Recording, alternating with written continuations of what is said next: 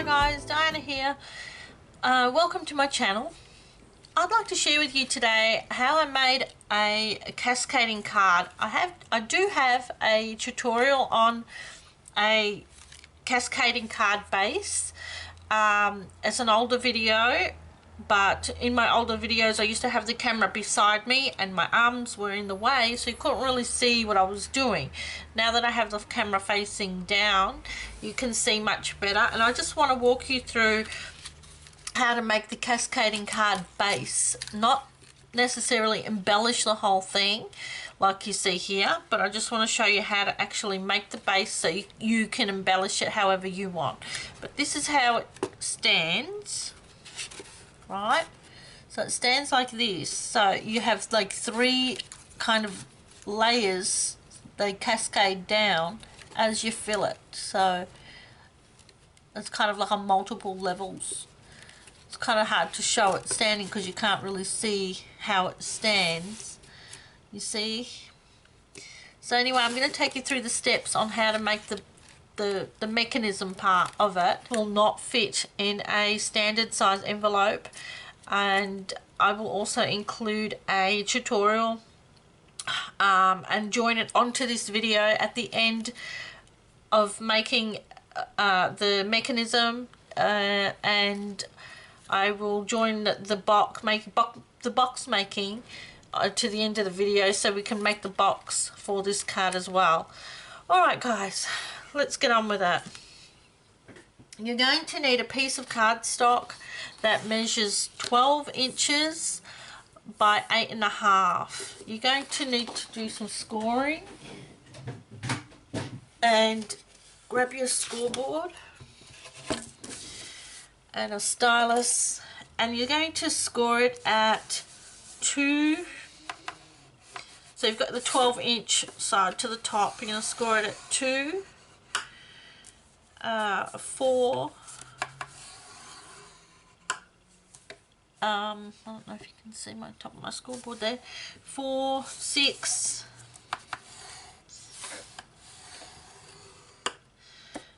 8. and 10. Alright, don't need the scoreboard anymore. So if you don't have grid paper, you can use a ruler and a pencil, but I'm just going to use the grid paper. So you're going to put it on your grid paper, and you've got your inches on your grid paper. You're going to go up to the 3-inch line on your grid paper and just put a little mark with a pencil. Then what you're going to do is take this whole sheet and flip it all the way around, again lining it up on your grid paper and putting a mark at 3 inches. If you don't have grid paper, take a ruler and just measure up to 3 inches and make a line on your paper. Flip your paper all the way around, again taking a ruler, measuring up to 3 inches and making a little mark. Then you're going to take your paper trimmer and put your mark on your cutting track where your blade would cut. So you put your mark here, and all the way down the bottom you line up that mark that you made. So your lines are your marks are lining up to the cutting track on your trimmer. All right, and then just cut. So you have two pieces. Oh, wrong way, sorry. So you have two pieces cut that look like this. Where am I? There. Okay. So you've got the two pieces that look like that on a diagonal, because you've cut where you marked there, and then down the bottom you've lined that on your grid track, on your cutting track, and cut. Alright, so two pieces that look like that. I'll zoom it back in a little. Alright, and then you don't need your trimmer anymore. Now what you're going to do is fold these score lines. So you're just going to fold it back on your score line, forward on the next one. You're doing mountain and valleys pretty much. So just following those score lines like that. Okay, like an accordion. Grab your bone folder and give that a burnish.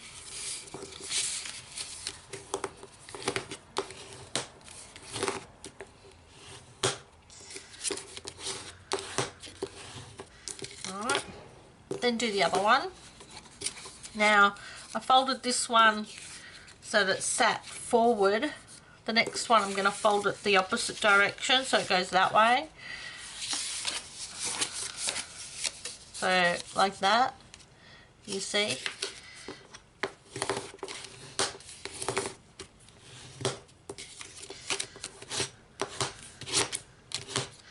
Okay, so then you've got two pieces that look like that, and the big points meet at them in the middle. Okay, so then what we're going to do is open it back up and grab some scissors. You're going to cut up, halfway up on this score line. Skip the next score line. Go to the next score line and cut halfway up that one. Roughly, it doesn't have to be exact. Skip the next score line and go to the next score line and cut halfway up that. Alright, and take your other piece, flip it this time, so you're cutting along the non-straight, the diagonal cut edge, and you're going to cut up halfway up that one. Skip the next one, cut up the next one halfway. Skip the next score line, cut up the next one. About halfway. Alright, then what you're going to do is entwine them together, so your two little sections will slip into each other, then the next two slits will slip into each other, and the next two. Okay, so you can see what I've done there, like that. Okay, and then you're just going to squash it together to make this. And then I'm just going to use my bone folder. There we go. Just like that. See? And that is your mechanism, and that is your card standing. So if I bring my card back in here, you see? See how that is like that now? You see? Yeah. Okay, so now all you do is cut out and embellish. Just put flowers or whatever you want all over it. This is your card base now. You've made it. Okay.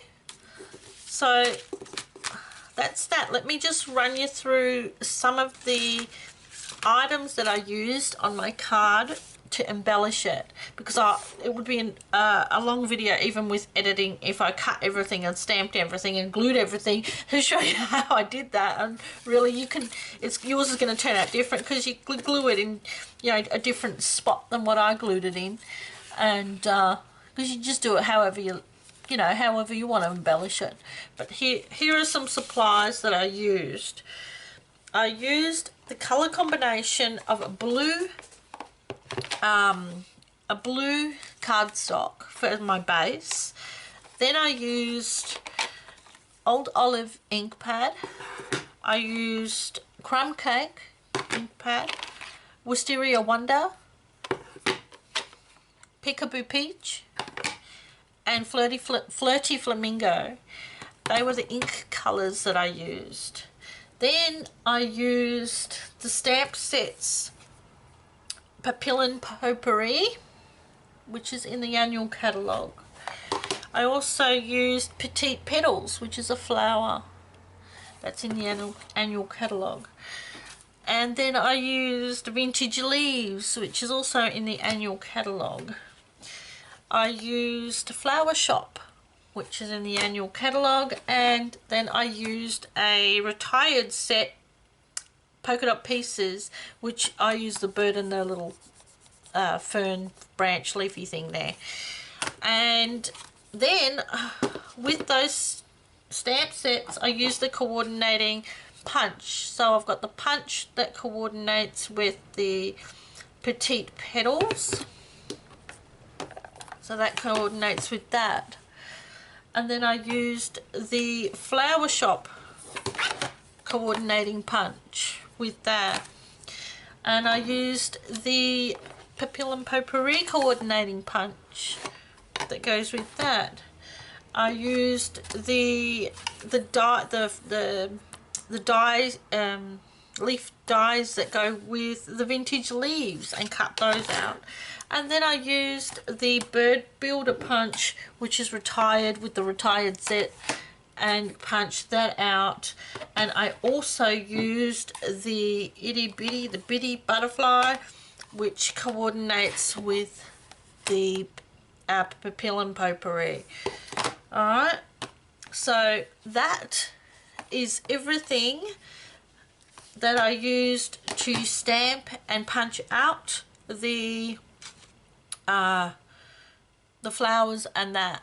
And then I also used the Layering Ovals Framelits dies, and that was to cut out the sentiment on the front of it. So I've got Hugs and Kisses, so that was to cut that out, and that was and that was the sentiment was from Good Greetings, and this is retired though, so you could use any other sentiment that you had. And that's it. That's the card, guys. And I also used some rhinestones for the flowers. There's rhinestones on the flowers, and there's some enamel dots on some flowers as well, and there's some rhinestone bling on the butterflies. Yeah, that's about it, I think. So now I'm going to show you how to make the box that goes with that card, so you can pop it in a box.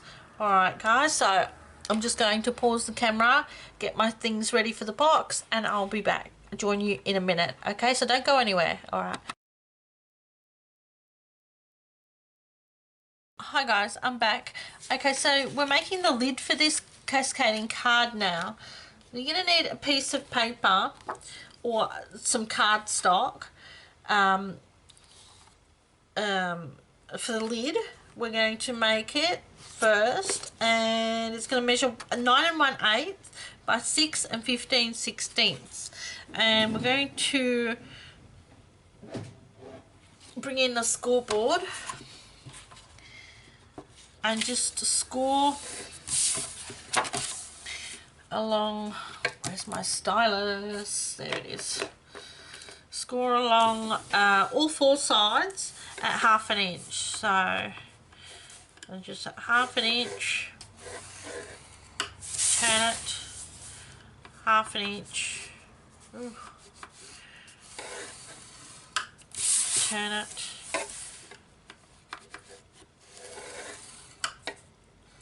half an inch, and one more. Okay, so that's the lid scored. Now we're going to score the base, or the bottom of the box, and again 1/2 inch. Oh, sorry, you can't even see this. For the bottom of the box, the cardstock measures 6 7/8 by 9 1/16. So we're just, again, 1/2 inch on all 4 sides.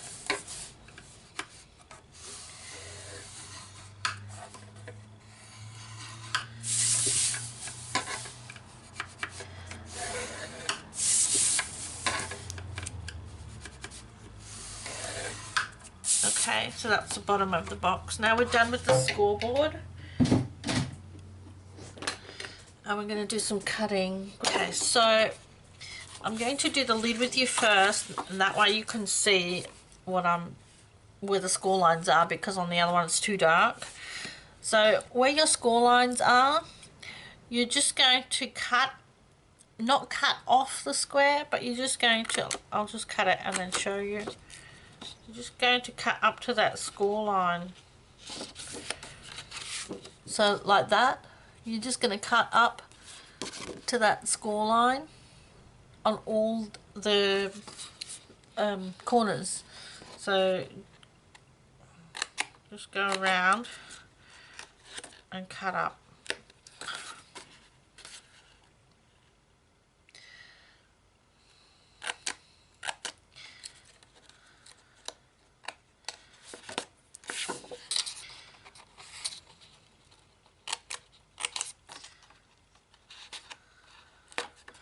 Right, and then you're going to do the same thing. You can see there. You can do the same thing to the other piece. See how I've cut up to that 1/2 inch score line. Now you're just going to fold on those score lines. You can use that bone folder to burnish them.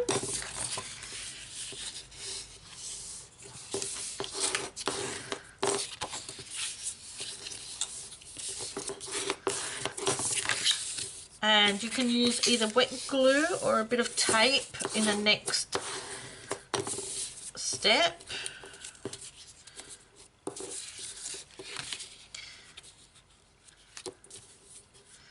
Okay, so now what you're going to do, these little tabs that you have, the corner tabs, you're going to put either a piece of tape on the back or just some wet glue. And I'm just going to use some wet glue just on the back of those tabs there, like that, and then fold that in and line it up. Ugh, I used some wet glue, my goodness, a whole bottle of wet glue.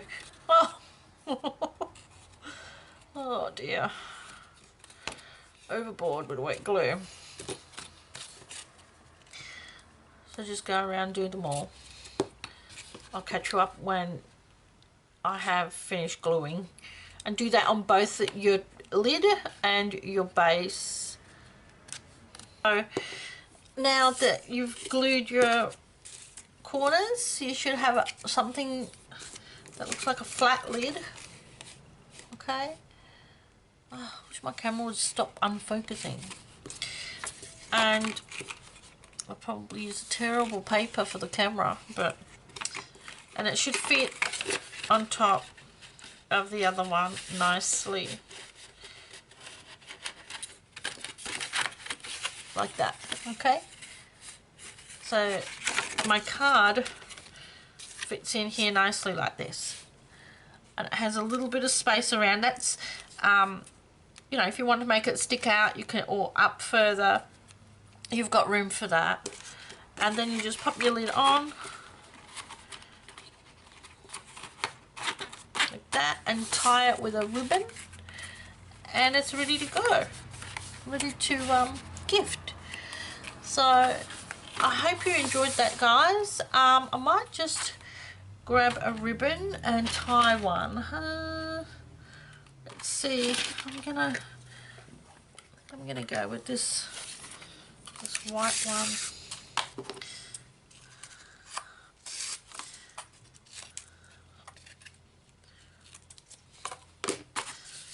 I'm just gonna flip it over to the back.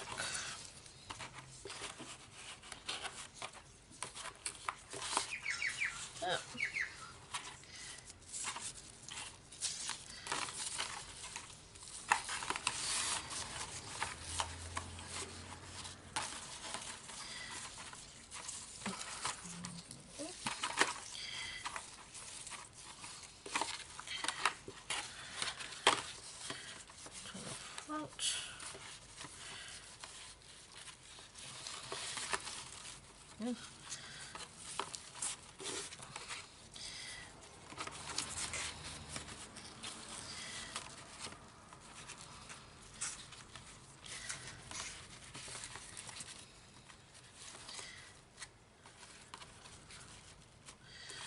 There we go. Where's my ribbon scissors?